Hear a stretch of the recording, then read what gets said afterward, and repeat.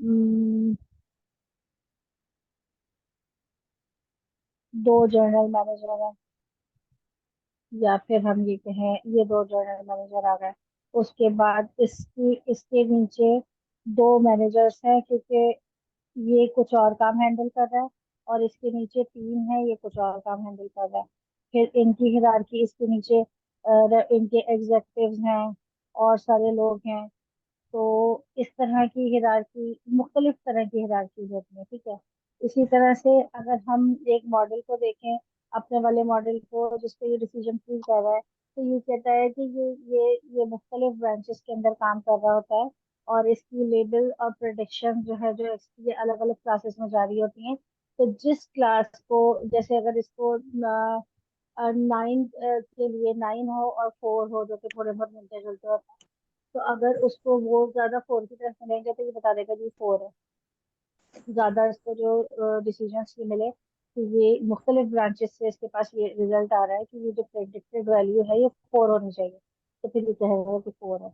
थोड़ा सा मुझे पता है कि ये थोड़ा टिपिकल है, थोड़ा मुश्किल है, क्योंकि लेकिन जब हम इसको, फिर यही बात है कि इसको, ये बुक जो है मेरे ख्याल में ज्यादा जीनियस जो हो तो उसको 5 दफा तो पढ़नी पड़ेगी, और जो मेरे जैसा हो तो 20 21 22 दफा पढ़ेगा।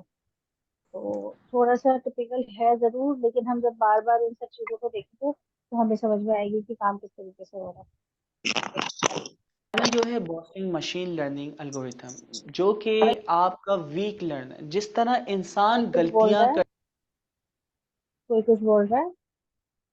नहीं, मेरे ख्याल में तो कोई नहीं बोलता। करता है और वो गलती यानी उसकी लर्निंग बन जाती है, उस गलती को वो कभी रिपीट नहीं करता। तो नेक्स्ट टाइम जब वो कोई काम परफॉर्म करता है या वही उस किस्म की लर्निंग कर रहा होता है तो उस गलती को दोहराता नहीं है। तो ये वीक लर्नर को स्ट्रॉन्ग लर्नर में कन्वर्ट करता है। तो ये कॉन्सेप्ट है लर्निंग का, जो कि बहुत ज़्यादा मशीन लर्निंग में इस्तेमाल हुआ करता था। कब? जब तक न्यूरल नेटवर्क नहीं आया था। तो डिसीजन ट्री हमने सिंपल डिस्कस किया, जिसके अंदर आप इनपुट देते हैं और वो एक हायरार्की बना देता है, यानी आपकी डिसीजन कि अगर ये क्वेश्चन होगा तो इसमें फॉल होगा, ये क्वेश्चन होगा तो ये इसमें फॉल करेगा। तो आप ये स्ट्रक्चर देख सकते हैं कि आप मशीन को इनपुट देते हैं, वो ट्रेनिंग डेटा उसकी पूरी हायरार्की बना लेता है कि किस किस क्वेश्चन की बेस पे इसका ये आंसर आता है। अब जो मैंने हिरारकी बनाई थी उससे थोड़ा सा इसको रिलेट करो। जैसे ये इसने इसको पूछा कि ये जो इसका ये औरत है या मर्द है, तो ये कहता है कि यस। अगर यस की तरफ जाता है तो ये चीज है, नो की तरफ जाता है तो बस सर्वाइव्ड आ गया, यहाँ पे खत्म हो गया। यस की तरफ जाता है तो इज एज लेस देन 9.5, तो ये डाइड है तो यहाँ पे खत्म होगा। अगर 9.5 अलाइव है तो फिर क्या कहता है कि लेस देन 2.5 है, तो अगर डाइट है तो यहाँ पे खत्म होगा, सर्वाइव है तो यहाँ पे आएगा। इसी तरह से बहुत बड़ी बड़ी हिरारकीज बनती हैं, लेकिन ये बेस डिसीजन ट्री होता है। और कोड से भी आप रिलेट कर सकते हैं, लेकिन कुछ पहले इसको देख लेते हैं कि किस तरीके से वहाँ जब हम जाएंगे उसके ऊपर, लाइक बुक के ऊपर, तो हमें काफी सारी चीजें वो कोड और इस तरह की चीजों से भी बताएंगे। और हम वैसे अगर उससे पहले भी करके देखना चाहें तो हम डिसीजन ट्री को वैसे भी अलग से रैंडम सर्च करेंगे। हमेशा एक बात याद रखना कि जो सोर्स ऑफ नॉलेज है, खासतौर पे डीप लर्निंग मशीन लर्निंग में, सोर्स ऑफ नॉलेज एक नहीं होनी चाहिए। आप किसी बाहर, अब मतलब जिसने भी अच्छा पढ़ा हुआ है यहीं रही पाकिस्तान में, तो मुख्तलिफ लोग कह रहे होते हैं कि ये वाला अच्छा टीचर है, ये वाला अच्छा टीचर है, लेकिन अंडरस्टैंडिंग हमेशा उस टीचर की अच्छी होती है जिसने मुख्तलिफ रिसोर्सेज से पढ़ा हो। जो इसके बेसिक्स थे उस पर मैंने कोशिश की थी कि काफी 1 से 2 रिसोर्सेज हों, लेकिन अब जो है अगर 5 7 रिसोर्सेज हों तो अच्छा है, क्योंकि नॉलेज बढ़ेगी और अंडरस्टैंडिंग ज्यादा होगी, और जितनी ज्यादा अंडरस्टैंडिंग होगी उतना आर्टिस्टिक काम होगा। और ये सिंपल सी जो लर्निंग होती है या एल्गोरिथम होता है, इसको हम कहते हैं डिसीजन ट्री।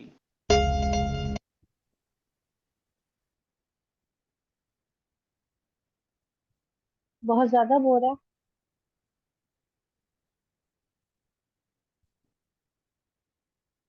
बहुत ज्यादा बोर है तुम लोगों में से सब सो गए मुझे लग रहा है। सब सो रहे हो। थोड़ा टफ होता जा रहा है। थोड़ा ये तो बिल्कुल बेस है, थोड़ा नहीं, ये तो काफी टफ हो जाएगा। अब ये जैसे इसने लर्निंग की बात की कि हम इंसान जो है कोई चीज लर्न करते हैं, और लर्निंग के बाद अगर वो चीज़ हमारे लिए फायदेमंद नहीं होती तो हम फिर उस गलती, और गलती हो जाती है तो हम उस गलती को दोबारा रिपीट नहीं करते।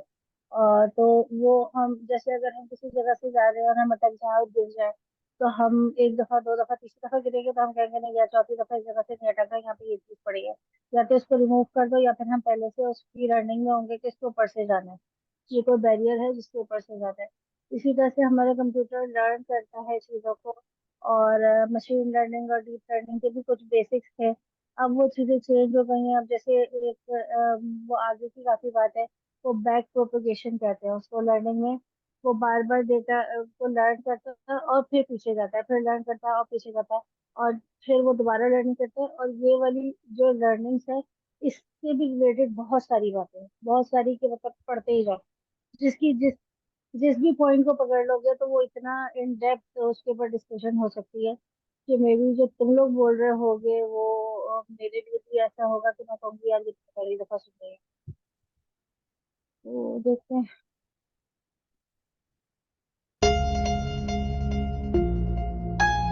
रैंडम फॉरेस्ट जो है वो बहुत सारी डिसीजन ट्रीज को हम आपस में मिला के इस्तेमाल करते हैं। कार्ड यानी क्लासिफिकेशन रिग्रेशन ट्री, जिसके अंदर अच्छा, नाम से आपको धोखा नहीं खाना, ये रिग्रेशन की प्रॉब्लम नहीं है, ये एल्गोरिथम इस्तेमाल होता है क्लासिफिकेशन के लिए। तो इसमें क्या होता है कि हम बहुत सारी डिसीजन ट्री आपस में लगाते हैं। अच्छा, इनपुट आपका जाता है वो तमाम डिसीजन ट्री से होता हुआ, हर डिसीजन ट्री कोई ना कोई आपकी क्लासिफिकेशन करती है। तो फाइनली हम क्या करते हैं, वोट की बेस पे डिसाइड करते हैं। अगर 10 में से 5 ने उसको कहा ये ए है और 5 ने कहा,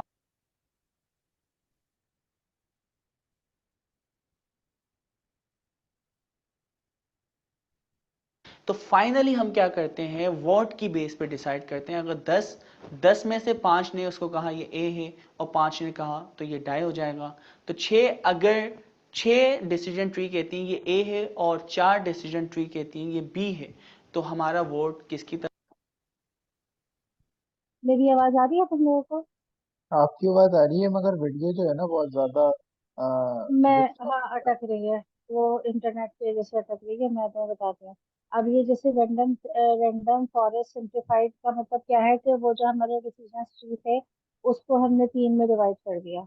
एक जगह जो हमारे डेटा का रिजल्ट जा रहा है, दूसरी जगह डेटा का रिजल्ट जा रहा है, और तीसरी जगह जो है वो ये बता रहा है कि क्लास कौन सी है। फॉर एग्जाम्पल, दोबारा हम कैट्स एंड डॉग्स के पास जाते हैं।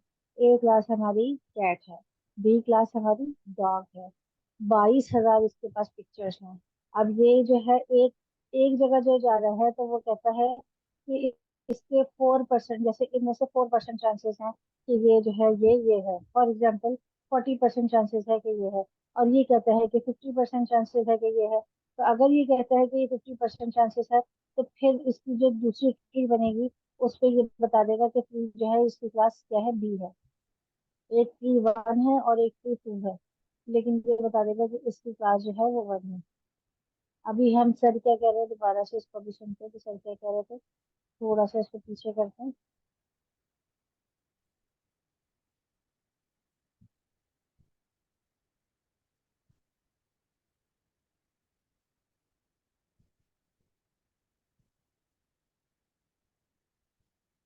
हैं।